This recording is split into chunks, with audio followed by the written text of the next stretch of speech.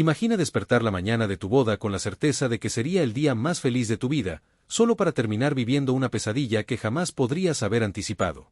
Eso es exactamente lo que le pasó a Isabel, quien nunca imaginó que su cuento de hadas se convertiría en la peor boda de su vida. El sol brillaba espléndidamente aquella mañana de junio en Valencia.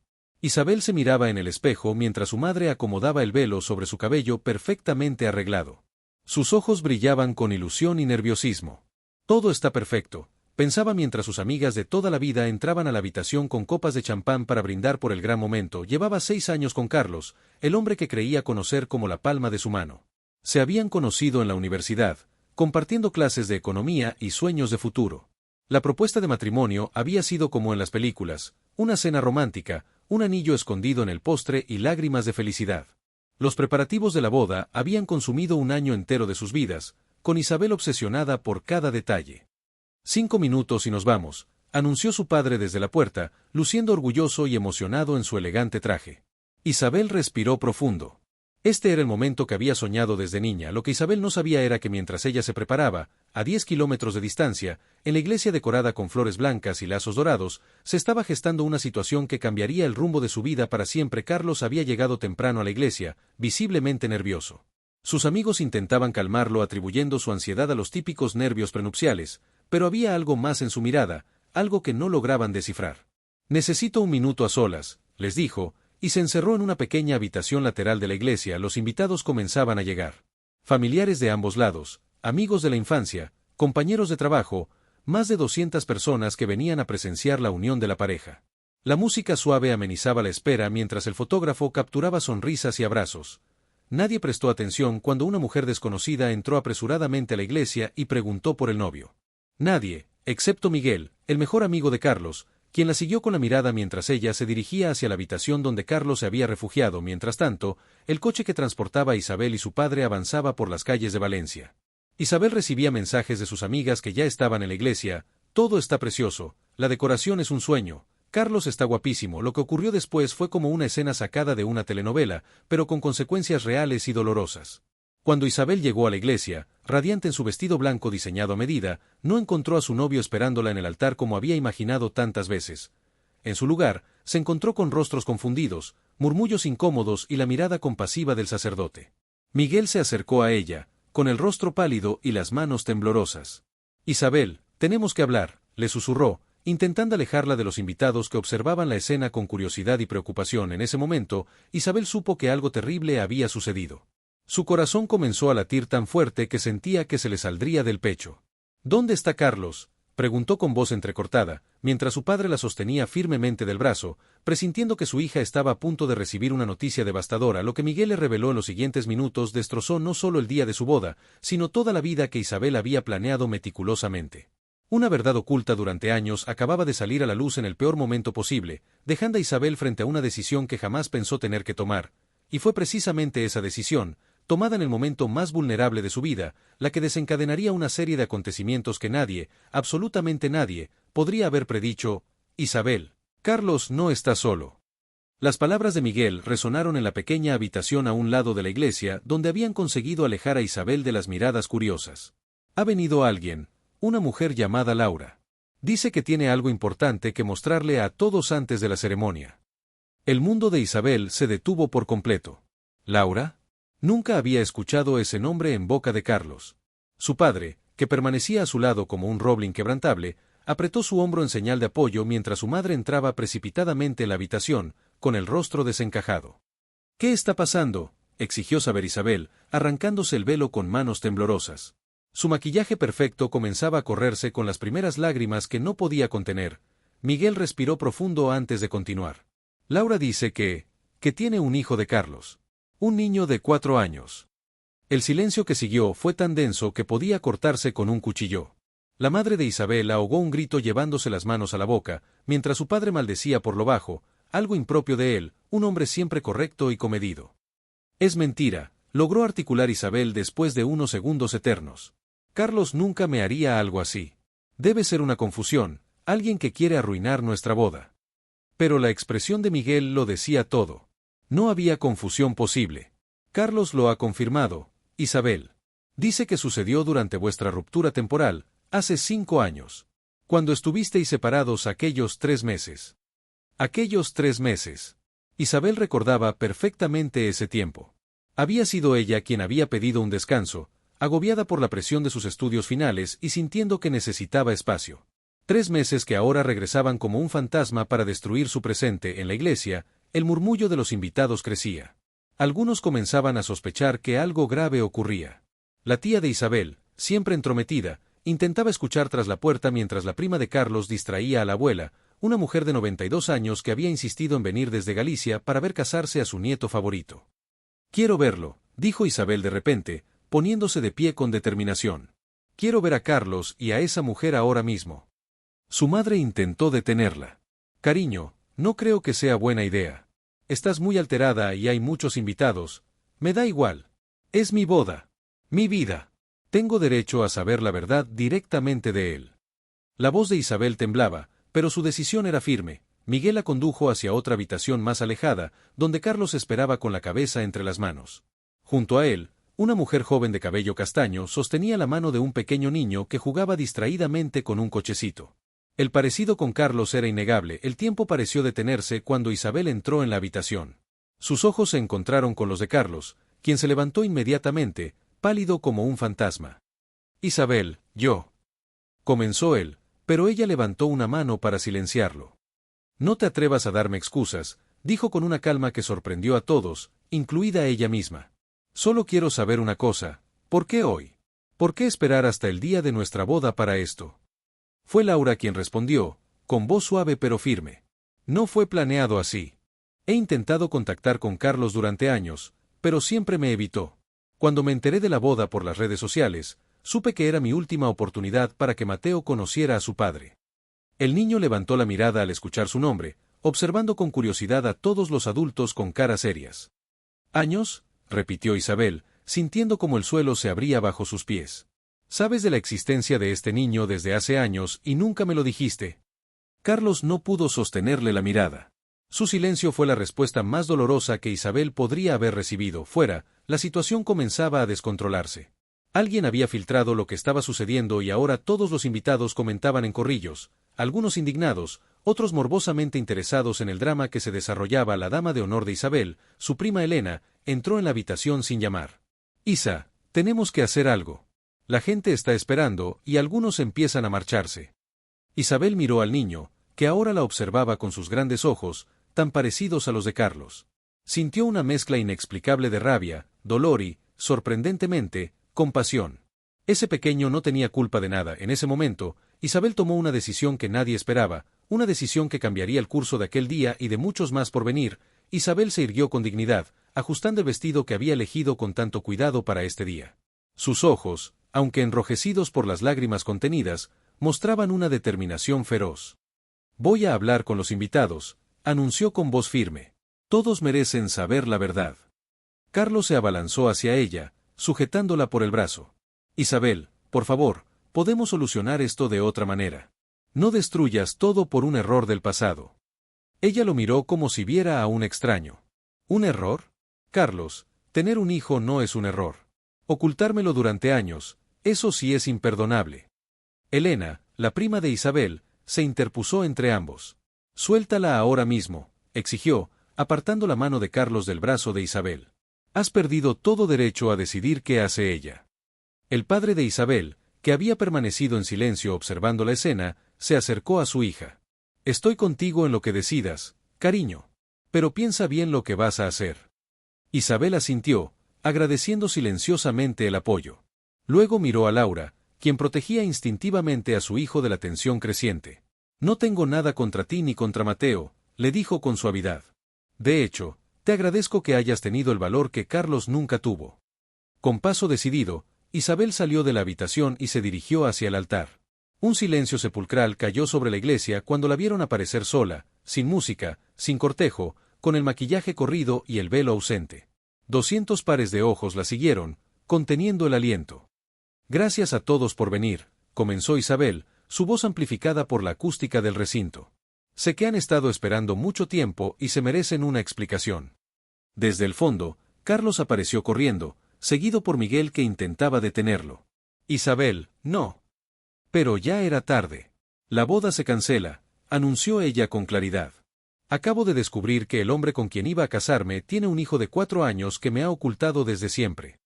Un murmullo de asombro recorrió la iglesia.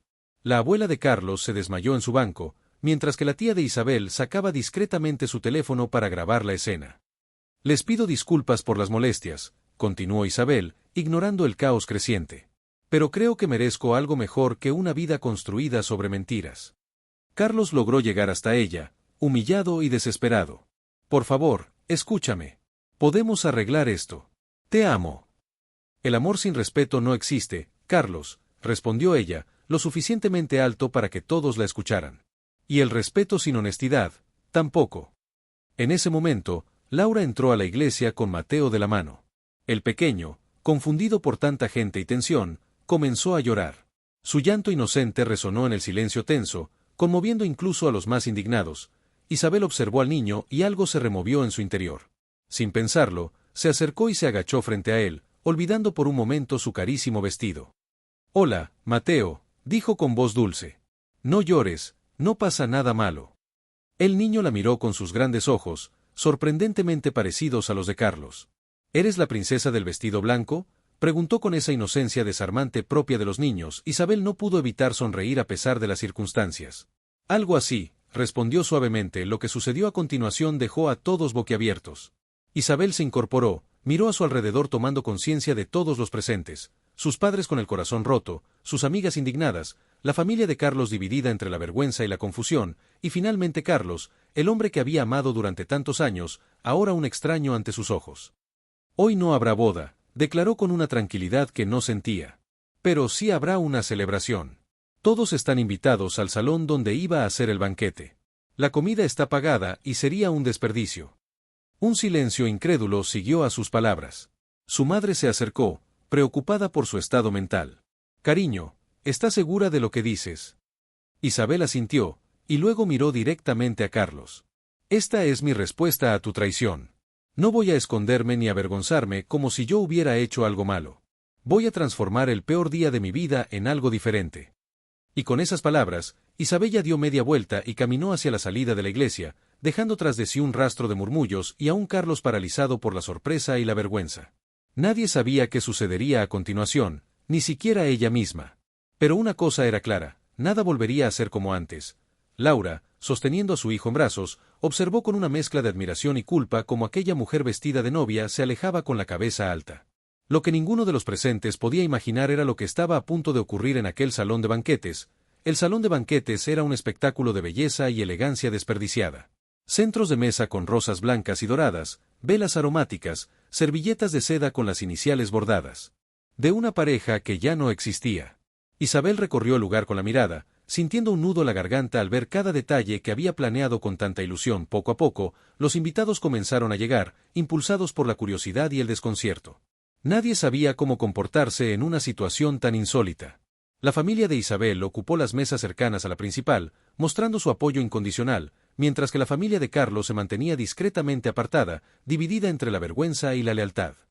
«¿Estás completamente segura de esto?», le susurró Elena mientras ayudaba a Isabel a retocarse el maquillaje en el baño. «Podemos irnos ahora mismo. Mis padres tienen una casa en la playa. Podríamos escaparnos allí hasta que todo se calme».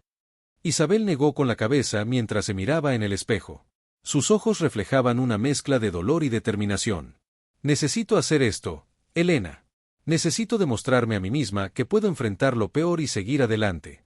Cuando Isabel regresó al salón, notó que Carlos había llegado, pero se mantenía en un rincón, visiblemente incómodo. Sus amigos lo rodeaban como una barrera protectora ante las miradas acusadoras. Laura y Mateo no estaban por ninguna parte, y eso le proporcionó un pequeño alivio. La banda contratada para la boda, sin saber exactamente qué hacer, comenzó a tocar suavemente música de fondo. Los camareros servían champán con expresiones confusas, instrucciones contradictorias y la incertidumbre de estar presenciando el evento social más extraño de sus carreras. Isabel tomó una copa y subió al pequeño escenario preparado para los discursos. El murmullo de conversaciones se apagó instantáneamente. «Gracias por venir», comenzó, su voz ligeramente temblorosa pero firme. «Sé que esta situación es inusual, por decirlo suavemente». Algunas risas nerviosas recorrieron el salón. Hoy esperaba celebrar el inicio de una nueva vida junto al hombre que amaba, continuó. En lugar de eso, estoy celebrando el final de una vida basada en mentiras y el comienzo de algo nuevo, algo desconocido pero auténtico. Sus padres la observaban con una mezcla de orgullo y preocupación. Su madre no podía contener las lágrimas mientras su padre apretaba los puños, conteniendo la rabia hacia el hombre que había roto el corazón de su hija. No los he reunido aquí para crear un espectáculo de mi dolor, aclaró Isabel. Los he reunido porque durante años todos ustedes han sido testigos de lo que creía que era una historia de amor perfecta. Merecen ser testigos también de su final. Justo en ese momento, las puertas del salón se abrieron. Todas las miradas se giraron para ver entrar a Laura, sosteniendo a Mateo de la mano. El silencio fue absoluto, tan denso que podía cortarse con un cuchillo. Carlos se adelantó, claramente sorprendido de verlos allí. «Laura, ¿qué haces aquí?», preguntó en voz baja, pero audible en el silencio sepulcral del salón. «Isabel me invitó», respondió Laura, avanzando con dignidad a pesar de las miradas. «Me dijo que Mateo y yo teníamos tanto derecho como cualquiera a estar aquí». Todas las miradas volvieron a Isabel, quien mantenía una expresión indescifrable. La tensión en el ambiente era palpable mientras Carlos miraba alternativamente a Laura e Isabel, como si estuviera atrapado en una pesadilla de la que no podía despertar. «Siéntense, por favor», indicó Isabel con un gesto. «La comida está a punto de servirse». Los murmullos se intensificaron cuando Laura y Mateo tomaron asiento en una mesa cercana a la principal. Carlos permaneció de pie, paralizado por la incredulidad, mientras sus amigos intercambiaban miradas de asombro. Isabel bajó del escenario y se dirigió directamente hacia la mesa donde se habían sentado Laura y Mateo. Cada paso que daba parecía resonar en el silencio expectante. Se detuvo frente a ellos, consciente de que 200 pares de ojos seguían cada uno de sus movimientos. Lo que nadie esperaba, ni siquiera ella misma, fue lo que sucedió a continuación. Isabel extendió su mano hacia Laura en un gesto de paz que dejó a todos sin aliento. Las dos mujeres se miraron a los ojos, comunicándose sin palabras todo lo que las palabras no podían expresar. Carlos avanzó rápidamente hacia ellas, el pánico visible en su rostro. «Isabel, Laura, por favor, no hagamos esto aquí, no así». En ese preciso instante, el padrino de boda, que había bebido demasiado champán intentando calmar sus nervios, se puso de pie abruptamente. «Tienes que elegir, Carlos», exclamó con voz pastosa. «No puedes tenerlas a las dos». El comentario inapropiado desató un caos inmediato. La madre de Carlos se levantó indignada, el padre de Isabel avanzó amenazadoramente hacia Carlos, y Mateo, asustado por los gritos, comenzó a llorar desconsoladamente. En medio del caos creciente. Isabel y Laura intercambiaron una mirada de entendimiento mutuo. Lo que ocurrió en los siguientes minutos cambiaría para siempre la vida de todos los presentes. En medio del caos, Isabel alzó la voz con una autoridad que nadie le conocía. «¡Basta!», gritó, y el silencio regresó como una ola. Incluso Mateo dejó de llorar, sorprendido por la firmeza de aquella mujer vestida de blanco. «Nadie tiene que elegir nada», continuó Isabel, mirando directamente a Carlos. «Porque yo ya elegí. Elegí respetarme a mí misma por encima de cualquier relación». Se volvió hacia Laura, quien protegía a su hijo con un brazo. «No te invité para humillarte ni para crear un espectáculo. Te invité porque tú y yo somos víctimas de la misma mentira, y merecemos enfrentarla con dignidad». Laura asintió, con lágrimas en los ojos pero la cabeza alta. «Nunca quise arruinar tu boda, Isabel. Solo quería que mi hijo conociera a su padre, que tuviera esa parte de su identidad que le corresponde por derecho». Carlos intentó hablar, pero Isabel levantó una mano para silenciarlo. «Tu momento para hablar pasó hace mucho, cuando decidiste construir nuestra relación sobre mentiras». El padre de Isabel se acercó a su hija, colocando una mano protectora sobre su hombro. «Creo que es hora de terminar con esto, cariño. Ya has demostrado tu punto». Pero Isabel tenía otros planes. Se acercó a Mateo, quien la miraba con ojos enormes y curiosos, y se agachó a su altura. «¿Sabes? A veces los adultos cometemos errores», le dijo con suavidad. «Pero eso no significa que no podamos arreglarlos». El niño la miró, fascinado por el vestido blanco y la amabilidad en su voz. «¿Por qué estás triste?», preguntó con la inocencia brutal de los niños.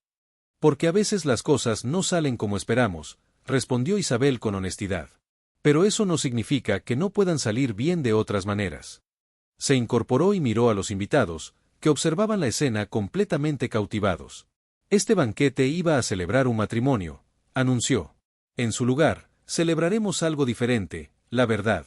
Por dolorosa que sea, siempre es mejor que la más hermosa de las mentiras». Se acercó a una de las mesas y tomó un sobre. Iba a darte esto después de la ceremonia, le dijo a Carlos, extendiéndoselo. Eran boletos para nuestra luna de miel en Bali.